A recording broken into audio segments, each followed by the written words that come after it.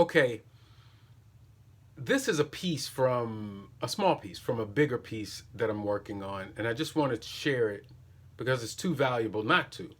So I'm going to read, I'm not going to give you any eye contact. I'm just going to read it. It goes sort of like this.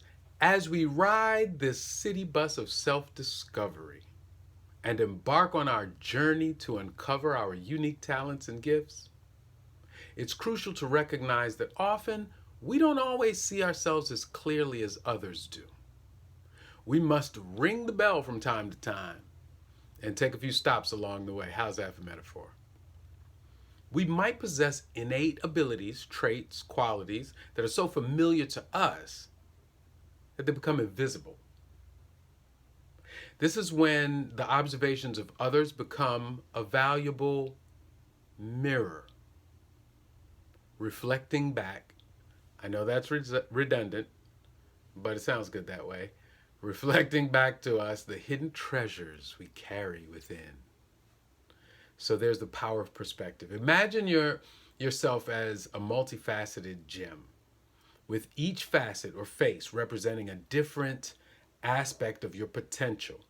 You may be aware of some of the facets, maybe even most, those that you've consciously sought after and honed and developed, but many others simply remain hidden, waiting to be discovered by you. The people in your life, whether friends, family, colleagues, mentors, and sometimes strangers, or even random people on that bus, and even so called, and I hate this term, but haters, play on words intended, have the ability to catch glimpses of those facets that you yourself may have overlooked. I'm unsure who to credit this with, but I've heard it said it's difficult, if not impossible, to read the label from inside the jar. So, to begin this journey of self awareness, purposely engage with others in an intentional and open way. Ask them point blank, specifically, what they see in you, your strengths, your unique talents, your gifts, whatever qualities they see in you. Specifically, what qualities? This can be a transformative exercise. Seek out individuals you know well and who are willing to provide honest, constructive feedback. But brace yourself. I'm going to say this again, but it's worth repeating.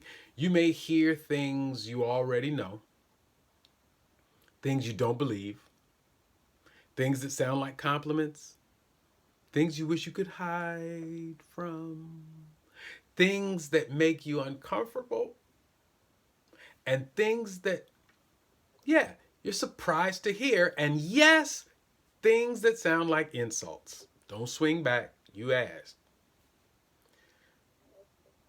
And since you're asking, make sure you ask the right way, ask the right questions, right? When you approach others for their perspective, it's essential to frame your questions in such a way that it encourages them to actually provide specific and thoughtful responses. So instead of a broad, "Hey, what you think I'm good at? So you think I'm good at anything?" Like instead of those, and I'm not sure why my voice did that. Maybe that's the way I would ask it. But don't you go asking those broad questions. Instead, consider asking more pointed questions like, in what situations or activities have you seen me excel? What qualities or strengths do you think I bring to a team or to a project? Is there something that I do that you find particularly impressive or unique? By asking more targeted questions, you guide the conversation towards your strengths and talents, prompting others to share their observations, opposed to just, brushing you off or whatever. This more specific approach makes it easier for them to pinpoint areas where you do actually shine. Okay? So, I said I was going to repeat it. Here it is. You got to listen with humility. As you gather feedback from others, keep an open mind. Be prepared to receive both flattering remarks and constructive criticisms. Okay?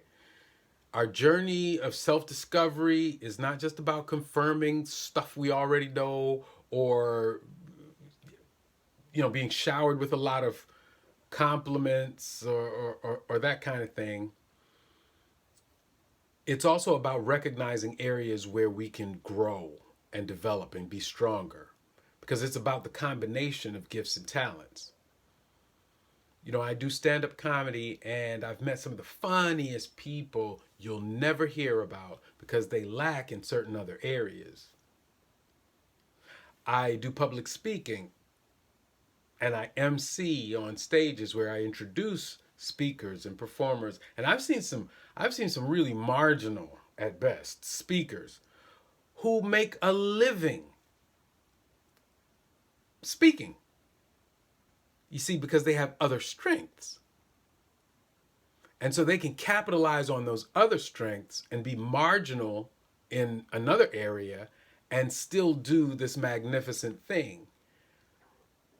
There are some talented artists whose artwork we'll never see because they lack in some areas. So it's worth being true, being honest about who you are and discovering strengths, yes, but, and the word we used to use in the old days is weaknesses as well, but areas for improvement. Okay? All right. So appreciate the unique perspectives of everyone who offers insight into your abilities. Sometimes you might be surprised by the talents others see in you that you yourself underestimated or never even considered. So once you get this feedback, what do? You get their feedback, you get your own self-perspective, you pour it all in one big cauldron, mix it up, heat it up, and you see what kind of soup you get. That's essentially what's happening. So the feedback you receive from others serves as a valuable brushstroke or valuable brush strokes on the canvas of your self-portrait. Another painting metaphor. There you go. As you gather this input, as you gather this input, make sure that you take your time to reflect on it, meditate on it, really digest it emotionally and intellectually, pray about it. Because often we go through these sorts of exercises and we take it and we go to the next step. This doesn't work that way. We have to pour these things in the cauldron, but we don't just leave them there. We have to put the right seasonings in them. We have to temper them with the right mentality. Some of the stuff we hear, we're going to have to screen that out. Some of the stuff we hear, we're going to have to, temper it a little bit, put some salt and pepper on it.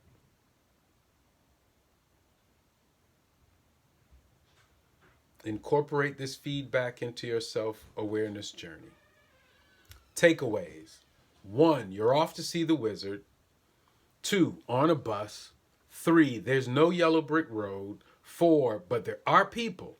5, ask them what the wizard will verify later. 6, be specific. 7, be humble. 8, meditate on the feedback. 9, blend the feedback with your own perspectives. And 10, the mirror doesn't present you with you.